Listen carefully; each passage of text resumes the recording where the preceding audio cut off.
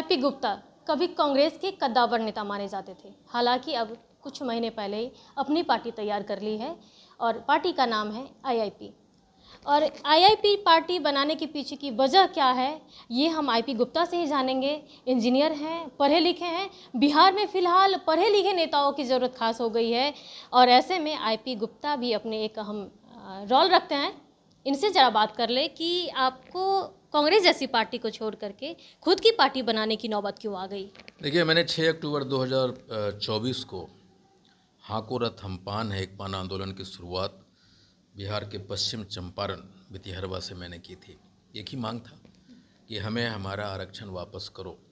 जब जुलाई में 15 जुलाई 2025 को सुप्रीम कोर्ट के एक आदेश ने बिहार सरकार के उस नोटिफिकेशन को रद्द कर दिया जिसमें उन्होंने तांती तत्वा को पान जाति अनुसूचित जाति का दर्जा दिया था।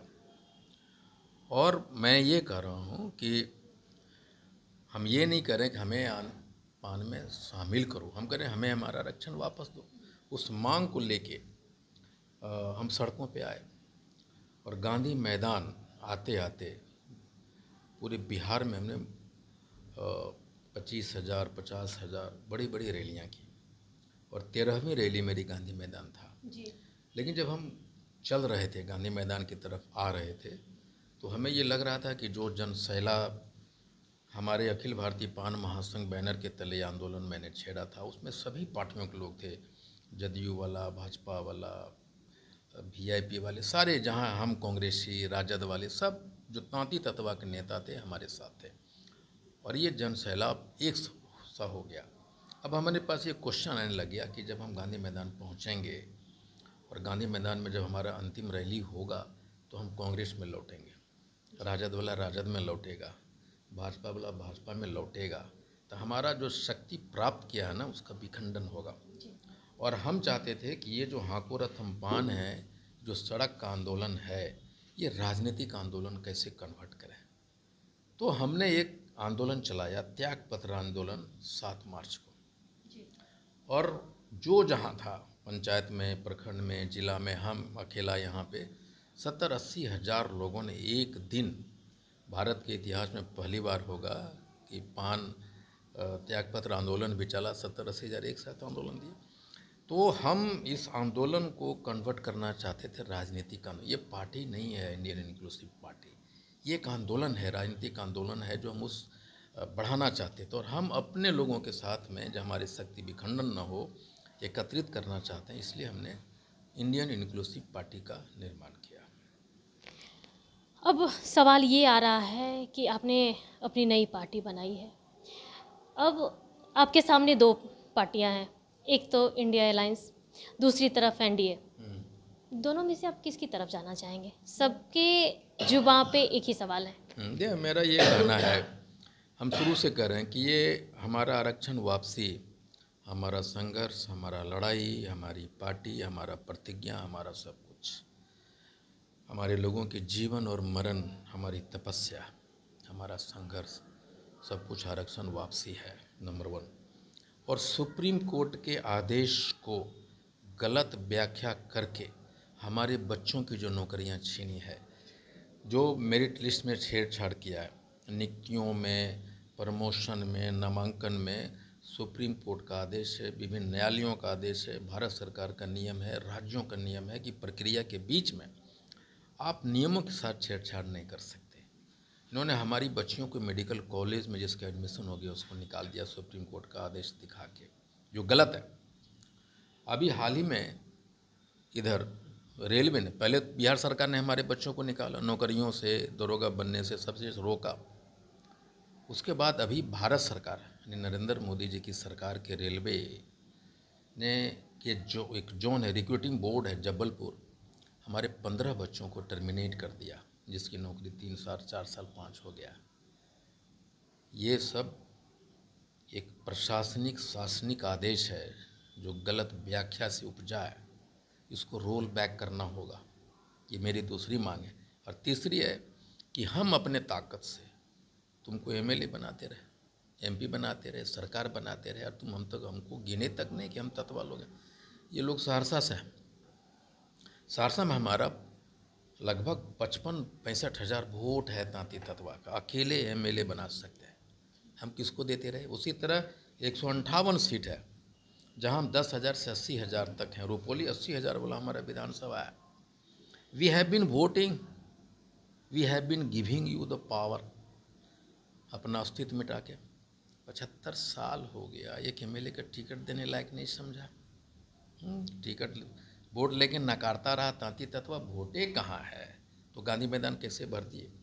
उसके बाद ये लड़ाई हमारी, जो हमारे मांग के साथ, अगर एनडीए वाला हमारी मांग के तीनों मांग को मानता है दिखाई, तो हम जाएंगे, उनके साथ जाएंगे। वहाँ हमारी सीटें महत्वपूर्ण नहीं होगी। लेकिन जब हम इंडिया की तरफ जाते हैं ना, तो वो उनके व्यवहार में, एक्शन में, बोल बचन में वो दिखना चाहिए ना कि वो हमारे साथ खड़ा है इन मांगों के साथ। ये तभी कुछ दे नहीं सकते। केंद्र में तो सरकार इनकी है नहीं, यहाँ भी इनकी नहीं है। ये तो कमिटमेंट कर सकते हैं, सीट दे सकते हैं। जब हमें सीट देंगे तो हम ज़्यादा एमएलए बनेंगे, ताकतवर होंगे कि नहीं, तो हमारी मांग मजबूत होगी कि नहीं। तो जैसे आपने कहा, अभी भी स्पष्ट नहीं किया कि आप किसकी तरफ जाएंगे। कहना ये है कि जो आपकी इन तीनों मांगों को मानेंगे उसकी तरफ आप जाएंगे। लेकिन सवाल ये भी है कि अगर दोनों ही पार्टी में कोई पार्टी अगर आपकी मांग को मानती है, कितने सीट पर आप लड़ना चाहेंगे? मेरा ये है कि मैं हमेशा उन नेताओं में से नहीं हूँ जो कहते हैं कि हमको अगर 60 सीट नहीं देगा, सानी जी बोलते हैं, चिराग जी बोलते हैं कि 40 सीट नहीं देगा, है ना, वो बोलते हैं कि तो मेरा सम्मान नहीं होगा। मैं इन लोगों में से, मैं कहता हूँ कि भाई हम उतना सीट चाहिए जिससे, पहला क्वेश्चन है कि मैं किसी के साथ जाके लाइबिलिटीज़ नहीं बनना चाहता, असेट बनना चाहता हूँ। लाइबिलिटी नहीं बनना चाहता, उसका मतलब क्या है कि हम 40 सीट ले लें और 25 को हार जाएं, ये लाइबिलिटीज हुआ कि नहीं? हमारे कारण मुख्यमंत्री नहीं बनेगा, वो लाइबिलिटीज हो जाएगा। बाकी लोगों से विचार भी आपके अलग। हाँ बिल्कुल। दूसरा चीज़ है कि भाई हम उतना सीट लेना चाहते हैं जिससे कि हम, हमारा जो स्ट्राइक रेट हो, हमारा जो वोट है, हम उसको 100% ट्रांसफ़र करा सकें खुद के कैंडिडेट के लिए, और जहाँ जहाँ हमारा पावर है उसको 100% ट्रांसफ़र कर सकें। वो कैसे होगा कि हमारा 4 ज़िला है, किशनगंज, अरवल, जहानाबाद, सिवान, जहाँ हम बहुत नहीं है, नहीं के बराबर मानते हैं उसको। बाकी ज़िलों में हम खचाखच भरे। 158 सीट है जहाँ 10,000 से लेकर 80,000 तक है आपके बोलता है। हाँ, तो ये I can hit directly to these seats, 158 seats नहीं। तो आप जोनल वाइज अगर आप हमें सीट देते हैं यहाँ, तो हम 4-5 क्लस्टर जो हमारा है, एक क्लस्टर में एक टिकट दिए तो उस क्लस्टर में जितने ज़िले हैं ना उसको प्रभावित कर सकता हूँ। जैसे मधुबनी, दरभंगा, सीतामढ़ी, ये लोग एनडीए लगातार जीत रहा है। अब मैं रूनी सैदपुर में, मधुबनी में 7 विधानसभा है, 7 या 8 है, एक आदमी को हम खड़ा कर देंगे तो पूरा एनडीए को साफ कर देंगे अगर हम महागठबंधन।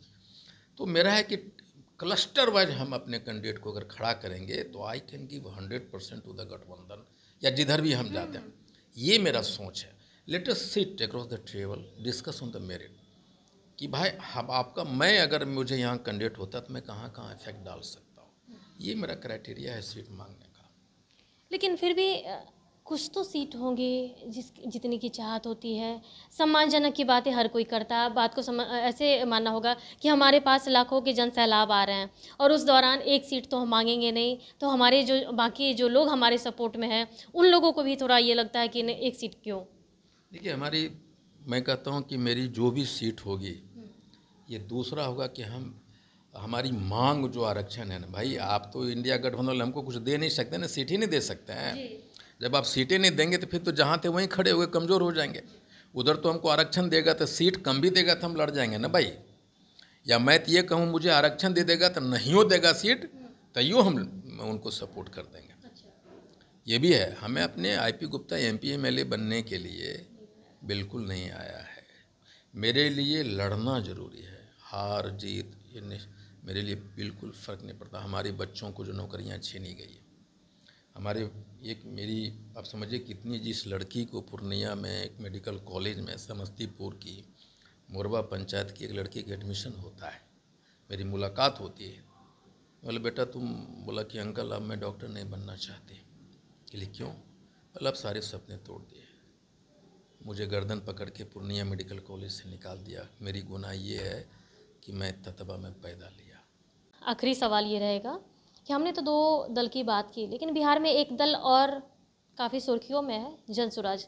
क्या आपको अगर उनकी तरफ से अपॉर्चुनिटी मिला तो क्या उस गठबंधन में आप जाएंगे? मैं रिपीटेडली बोल चुका हूँ कि जीवन के किसी भी स्तर पे, किसी भी मोड़ पे मैं जनसुराज के साथ नहीं जा सकता। जनसुराज के पास न कोई विजन है, न कोई मिशन है। आपको बता दूं, प्रशांत किशोर जी नकलची आदमी है। ये जो आईपैक है ना, जिसमें आई लगा हुआ है, वो पीएसी है। पीएसी आपको पता है अमेरिका में पीएसी क्या होता है? अमेरिका में 500 ऐसे पीएसी बने जिसको पॉलिटिकल इलेक्शन कमेटी बोलते हैं। नाम भी वही रखा इन्होंने, यहाँ खाली आई लगा दिया। ये पीएसी क्या करता है अमेरिका में कि वो पैसा चंदा वसूल करता है और पॉलिटिकल निर्णय को प्रभावित करता है, पॉलिटिकल डिसीजन को प्रभावित करता है, वैसे वैसे को लागू को लाता है जो उसके लिए काम करे सरकार में आके। ये देश के लिए हानिकारक है। इसलिए बहुत सारे ऐसे बातें हैं जो मैं बोल सकता हूं जनसुराज के बारे में, और वक्त आएगा तो हम बोलेंगे। क्या आप बताइए, ये जो पैसा आ रहा है जनसुराज के पास, या जिस तरह के लैंग्वेज यूज करते हैं प्रशांत किशोर, लगता है कोई पढ़ा लिखा आदमी ऐसा बात करता हो? पढ़े लिखे लोग क्या इस तरह की भाषा का यूज करता है क्या? तो जिनके पास कोई विजन नहीं, कभी बीपीएससी में जाके बैठ जाता। कभी आपने देखा है जनसुराज को कि उनके कार्यकर्ता कहाँ सोते हैं और पी के रात में कहाँ सोते हैं? हमको एक आदमी के बड़े ब्यूरोक्रेट का सुन रहा था इंटरव्यू, बोला कि नहीं, you can challenge the PK policy, you can challenge उनका जो भी चीज़ें हैं सिद्धांतों के चैलेंज करते, मैं यू कैन नॉट चैलेंज कि वो 3 साल से तो सड़कों पर तो घूम रहा है ना भाई, वो तो डेडिकेशन है। तो मैं कहता हूँ भैया उतना पैसा हमको भी दे दो आईपी गुप्ता, हम खेते खेत खटीबे पर सूतेंगे, कहियो नहीं लौटेंगे। उतना पैसा दो हमारे पार्टी को, हम पटना आ जाएं तो कहो, गाँव गाँव पैदले चलेंगे। वो तो कार पे चलते हैं, नहीं उनका वैन रहता है। उतना पैसा हमारे पार्टी को दो, हम कहियो पटना आवे, खेते खेत अरियर चलेंगे। ये कौन है रे भाई? एक सबसे महत्वपूर्ण बात हमारे इंटरव्यू के दौरान ये सुनने को मिला कि बिहार के बड़े से बड़े दिग्गज नेता की बात कर ले, जो बड़े बड़े पद पर अभी काबिज हैं, वो भी प्रशांत किशोर के बारे में बोलने से पहले सोचते हैं। कोई उन्हें भाई बताता है, कोई कहता है कि नहीं वो बहुत अच्छा काम कर रहे हैं। इकलौते ऐसे नेता हमें आप मिले हैं जो खुल के प्रशांत किशोर के लिए बोल रहे हैं। क्या आपको नहीं लगता कि आपके खिलाफ भी उनके पास कुछ होगा? क्योंकि सभी का पिटारा लेके वो बैठे हुए हैं, आईपी गुप्ता का पिटारा उनके पास नहीं है। 52 बरस का एज हमारा है। दुनिया में कौन ऐसा आदमी है जो अपने जीवन में गलतियों नहीं करता है? क्या आप फॉल्ट फाइंडिंग मशीन है? मैं एक बात बता देता हूँ, जो नेगेटिव बात करता है ना, वो पॉजिटिव बात जीवन में कभी कर ही नहीं सकता है। एक एक आदमी के पास में उसकी गलतियाँ, सबके पास गलती है। आप फॉल्ट फाइंडिंग मशीन है। आप हमको बताइए ना, आप कहाँ से पैसा? आप बोलते हैं मंगल पांडे के बारे में, आप बोलते हैं सम्राट चौधरी के बारे में, आप बोलते हैं दिलीप जायसवाल के बारे में, आप बोलते हैं कि हमको ट्रेनिंग लेना होगा कट्टा का, अपहरण का, तो हम तेजस्वी से लेंगे। तेजस्वी ने कब अपहरण किया? आप कहते हैं कि फेल है, धीरू भाई क्या थे? आप कहते हैं कि भाई जो माई बहन का योजना है वो 6 करोड़ महिला है बिहार में, तो तेजस्वी नम्मा फेल है, तो उसको गणित नहीं आता है। 6 करोड़ लोग हैं, वो इंटू 2500 करोड़ इंटू 5 करोड़, उतना बजट भी नहीं। अरे भैया, या जो 6 करोड़ लोग हैं, कितना झूठ बोलते हैं डायरेक्टली। लोगों को पता है कि उतना एनालिसिस नहीं कर पाएगा ना, बहुत तालियां बजाता है लोग। मैं कहता हूँ 6 करोड़ महिलाएं हैं, तो क्या आईपी गुप्ता की भी पत्नी लेगा क्या? आप अंकिता भी लेगी क्या उसका लाभ? क्या उसमें बच्चे शामिल नहीं है? अरे भैया लॉजिकल तो बात करो। अगर ये बात बोलना गलत है तो आईपी गुप्ता 1000 बार बोलेगा। आईपी गुप्ता पीके क्या शेर हैं? आप नरेंद्र मोदी जी की डिग्री के बारे में नहीं बोल रहे हैं भाई, क्या है नहीं बोलते? ये गजब है, ये सेलेक्टिव नहीं हो सकता। आप सोचिए, वो पीके हमेशा एक नारियल की तरह है, कोकोनट, उसमें पानी नहीं जाता है, पानी निकलता है सिर्फ। भाई ऐसा थोड़े होता है। ऐसा कौन है पीके कि सब पे हमला कर रहे हैं, उनका कुछ नहीं है? एक दुनिया में आदमी बता दीजिए जो जीवन में गलती नहीं किया है, वो सबका सर्टिफिकेट मांग रहे हैं। वो अपना दिखाएं कि भाई उन्होंने एडमिशन मैट्रिक में कब लिया और पास कब किए, इंटर में कब एडमिशन लिया, इंटर कब पास किए, ये बीए में कब एडमिशन लिया, कब पास किए, एमए में कब लिया, कब। वो सार्वजनिक करना चाहिए उनको जब सबके सर्टिफिकेट के बारे में बोलते हैं वो। तो अरे भाई कौन है, हमारे में गलतियां निकाले, हम बोलेंगे हाँ ये किया, कौन बुराई है, क्या गलत है? खौफ नहीं है उनका। अरे किस चीज़ का खौफ भाई? हम लोग बताइए, हम उनके पास कहते हैं दुनिया भर का डेटा है, तो हम भी तो 80 लाख हैं, ये भी डाटा उनके पास होना चाहिए। ये कौन सा मतलब है यार? आप ऐसा एक आदमी बता दीजिए दुनिया में, आप माँ सीता को भी लोगों ने इल्जाम लगाया, ऐसा कौन है? गांधी जी, अरे भैया गांधी जी को फोटो लगा रहे हो, शराब बेचने की बात करते हो, खोल देंगे काय भाई? ऐसा कैसे बोल सकते हैं आप? ये क्या चीज़ का आतंक है प्रशांत किशोर? क्या मतलब? हम इसलिए बोल रहे हैं बिहार में अंकिता को रहना है, IP गुप्ता को रहना है। जब बिहार बेटर नहीं होगा, अच्छा नहीं होगा, तो हमारा बेटा बेटी बहू कैसे रहेगी भाई? Everyone is struggling for Bihar. शराबबंदी को आप ही सही मानते हैं? मैं नहीं मानता सही, लेकिन मैं ये कहता हूँ कि जो चीज़ें बिहार के डेवलपमेंट के लिए होना चाहिए वो सारी चीज़ें होनी चाहिए। लेकिन मैं कहता हूँ भाई शराब, गांधी जी का फोटो लगा के बोलते हैं 1 घंटा में हम शराब को ओपन। शराबबंदी को आप सही मानते हैं या गलत मानते हैं? देखिए शराबबंदी बिल्कुल सही है, लेकिन ये मैं कहता हूँ जब एक होल पाइपलाइन को बंद करते हैं, दूसरे पाइपलाइन क्या? अब जैसे बिहार बदलाव की बात करते हैं, क्या बिहार बदलाव सिर्फ पीके के साथ होगा? बिहार ने तो इतना बदला है भाई, पीके ने, उनका अपना क्या सिद्धांत है? वो सभी को तो मुख्यमंत्री बनाते रहे।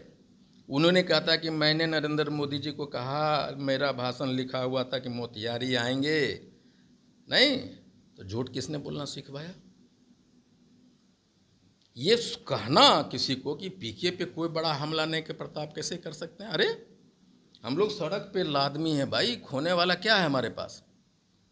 ये क्या मतलब हुआ कि अब एक कॉमन आदमी हम पर हमला नहीं कर सकता? ये पॉलिटिक्स है। जब आप किसी पे हमला करते हैं, ये भाई एक पढ़े लिखे आदमी को उसको स्टेटमेंट आना चाहिए कि नहीं? एक फिर से बता रहे हैं कि ये भी आखिरी सवाल रहेगा।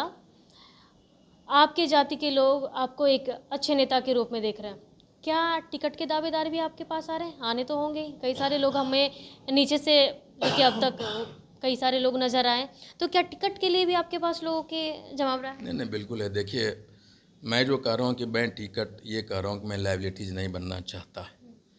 हमारे लोग जो टिकट के लिए आते हैं, मैं आपको बताऊं, मुझे पहली बार अनुभव हुआ कि पॉलिटिकल पार्टी में भाई कितना पैसा होता है। बड़े बड़े लोग जिनको पता है कि मैं इधर या उधर जाने वाला हूं, तो बड़े बड़े लोग बैग लेके आ रहे हैं भाई, फ़ोन भी करते हैं, लेकिन मैं क्या कि भैया तुम्हारा बैग मुबारक हो। IP गुप्ता एक राजमिस्त्री का बेटा कभी भूखे सोया है, माँ के साथ गोबर चुना है। हमको यहाँ और वहाँ रहने में कोई फ़र्क नहीं, मेरी लड़ाई है हम वैसे लोगों को टिकट देंगे जिसके पास खाने का भी पैसा नहीं है। हम वैसे लोगों को टिकट लड़ाएंगे जिसकी बेटियों का रेप हुआ है। आप कभी स्टैटिस्टिक्स निकालिए तो आपको पता चलेगा कि पान समाज के बच्चों को कितना रेप होता है, उसका कारण क्या है। मेरी लड़ाई वहाँ है। यानी आपकी टोटली लड़ाई अपने समाज के लिए है? नहीं, ऐसा नहीं है। देखिए मैं कहता हूँ कि मैं अभी किस स्थिति में, मैं कह सकता हूँ कि मैं जादवों का भी नेता हूँ? क्या मैं क्लेम कर सकता हूँ कि मैं अन्य जातियों का भी नेता हूँ? ये तो मैं नहीं क्लेम कर सकता ना। मैं अपने जाति का नेता हूँ, यही मैं कह सकता हूँ। आई कैनॉट क्लेम कि आई रिप्रेजेंट एवरीवन। लेकिन जब मैं कुछ बन के जाऊँगा, बिहार सरकार या उस परिषद में कभी पहुँचूँगा, तो मैं सबों के लिए काम करूँ। उस समय दिखाऊँगा कि नेतागिरी क्या होता है और कैसे होता है। तो देखिए लगातार अपनी बातों को बड़ी बेबाकी से रखा है। हमने 2 दल की बात की, महागठबंधन और NDA की बात की। इन्होंने साफ तौर पे कहा कि जो इनके जो 3 मांग है, उस मांग को फुलफिल करते हैं हम उनकी तरफ जाएंगे। तीसरा मुद्दा सबसे बड़ा और अहम रहा कि जब हमने प्रशांत किशोर की बात की, अमूमन प्रशांत किशोर के लिए कोई भी बोलना नहीं चाहते सही से, इन्होंने खुलकर उनकी बातें की, उनके खिलाफ बोला और यहाँ तक कहा कि अभी कई सारी ऐसी बातें हैं जो उनके खिलाफ हमारे पास हैं, अगर मैं मुँह खोलूँगा तो बड़ा बवाल भी हो सकता है। कशिश न्यूज़ के लिए पटना से अंकिता सिंह।